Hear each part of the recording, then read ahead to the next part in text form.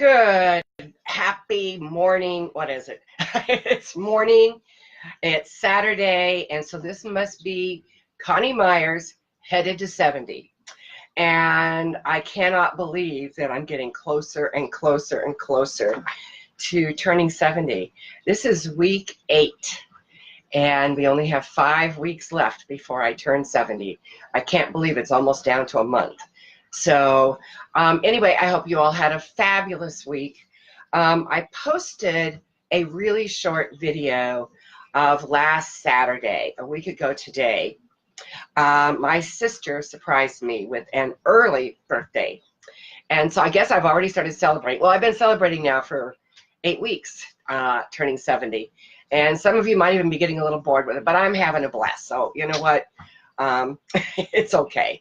Anyway, so she surprised me with this just absolutely delightful afternoon in Topanga Canyon in California.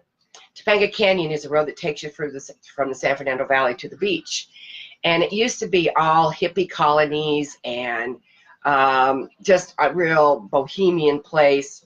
And there were a lot of communes there back in the 60s and the 70s. And there's a restaurant that was there at the time.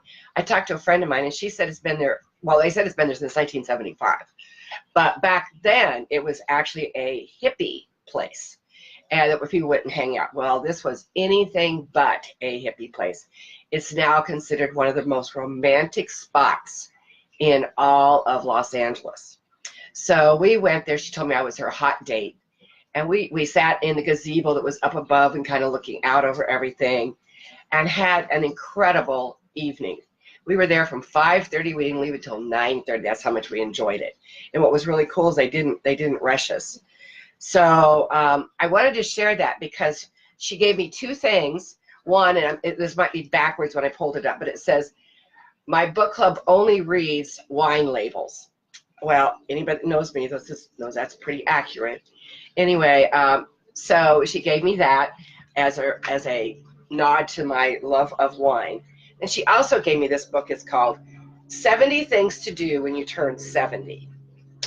And I was glancing through it, and I saw, and I'm not going to read the whole thing, but I'm going to read part of it to you. It says, becoming a free spirit after 70. And I can say that my last 7 years, I definitely have become even a more free. I was always pretty much a free spirit. I mean, I pretty much, I am what I am, and what you see is what you get. But this woman talks about turning 70, and I really related to it. She says, I turned 70 3 years after my husband died. As time went by, I felt I was stuck in a rut. How many of you, whether you're 70 or whether you're 20, feel like you're stuck in a rut? Michael Atman and I actually talked about being stuck and how to get unstuck. And I'll go back through that at the end of this. I knew I had to do something to change my life. Well, I knew that about 4 or 5 months after Tom passed, when I tried to go back to my old life and I couldn't do it. I wanted to visit family and friends, so I decided to travel by driving alone.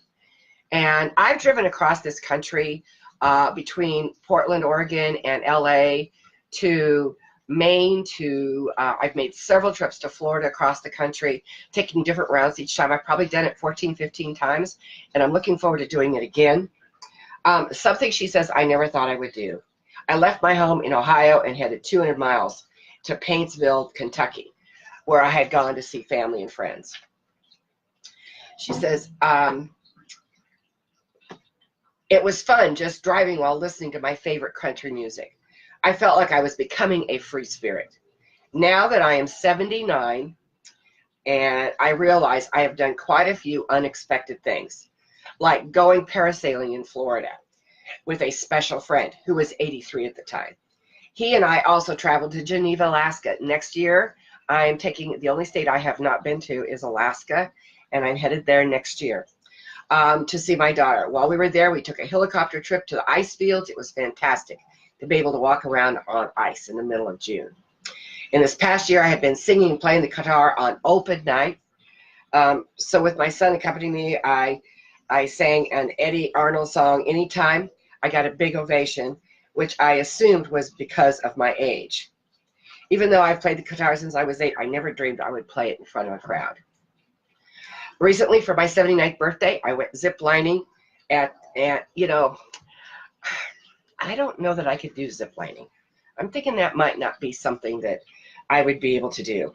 But, I mean, just so the bottom line is, just because we're turning 70 or just because we're turning 50 or just because we're turning 40, it doesn't mean, it just, like for me, and I told this to somebody very dear to me just this last week, I feel like my life is just beginning. And it's because I figured out what it is I'm supposed to be doing. And I'm very conscious about how I'm living my life. Am I perfect? Oh, heavens no. Yesterday, I had a complete meltdown, just like everybody else.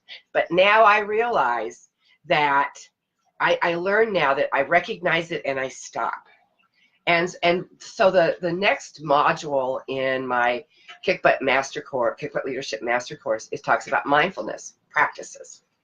So I wanted to give you a couple of things that I do each day, first of all, to help me get started on the right foot, but also to help me stay out of autopilot and help me to stay on track. And so the first thing is to really wake up in the morning and take just 10 minutes. And you can do this while you're showering. You can do this while you're brushing your teeth or having breakfast. You don't have to do this laying in bed or sitting in a chair.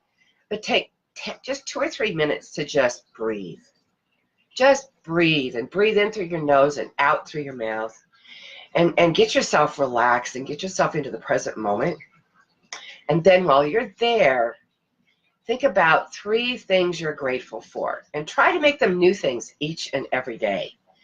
And they don't have to be big things. I mean, it could be that you woke up on time this morning. For me, I was over at my cousin's last night, and I woke up and I was grateful for the wonderful Chinese food we ordered and the incredible wine that we had, and that fact that I was going to be able to come back to my garden and be able to do this and do my interview here in just a little while with Kim White. Those are things that I'm grateful for today. And then think about a success you had yesterday. Well, I can tell you that I struggled trying to get my podcast up.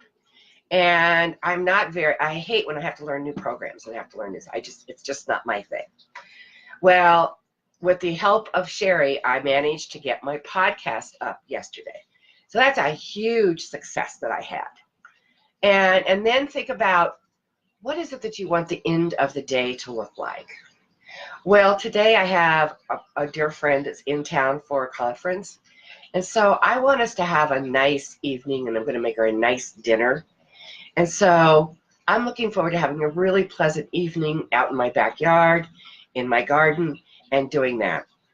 So you can just take those simple little things and start your day with that. And then you also end your day. So like if you are leaving your office, instead of turning on the radio in the car and getting on the phone or checking your text messages or your social media, turn the radio off, turn the phone off. Take a few minutes to be grateful for what happened during the day. Think about something really wonderful about somebody you love. Maybe do an act of kindness, just letting somebody know that you love them or that they looked great today. And then think about what you want to achieve in the evening while you're with your friends and family. And just those 2 things alone will keep you in the present moment and get you back on track when you get off, which is exactly what I did yesterday. Fortunately, I was getting a massage yesterday, and on the way to the massage, I practiced what I preach. I took the 10 minutes, it's about a 15-minute drive. I took 10 minutes. I breathed, brought myself back to center and present. And then I talked about the great things I was grateful for this day, and then I thought about the great massage I was going to have and the wonderful evening I was going to have. If you take that time, and if you work out of your home, before you go out of your office and go into be with the family, take those 10 minutes and just get yourself back out of autopilot and all the craziness that goes on in our head, because we really can design our life. And just like this wonderful woman, her name is Hazel. What is her name? Hazel Reynolds in this book. She figured out at 79, she is parasailing, she is doing all kinds of fun things. That means that this is going to turn into, headed to 70, is going to turn into headed to 80, I hate to tell you. The other thing I wanted to leave with is this. My sister also gave me this. And I want you to think about this. It says, she leaves a little sparkle wherever she goes. And I want you to leave a little sparkle wherever you go. Hillary and Tamisha, I know you both do. So thank you for joining me. And I hope you have a fabulous, fabulous week. I can't believe it. Oh, there's a fly. Sorry. Next week, it's a month. I've only got a month left. Oh my goodness, what am I going to do? Anyway, I'm excited about it. So like I said last week, I love, love, love, love, love, love, love my life. And I hope that you do too. So we'll see you next week. I'm going to be on in about a half an hour with doing an interview about the collaboration group that I participated in, and what an incredible group it was. So if you can join me, come back here. I will be sharing it on this page. So love you bunches, and I will talk to you soon. Bye now.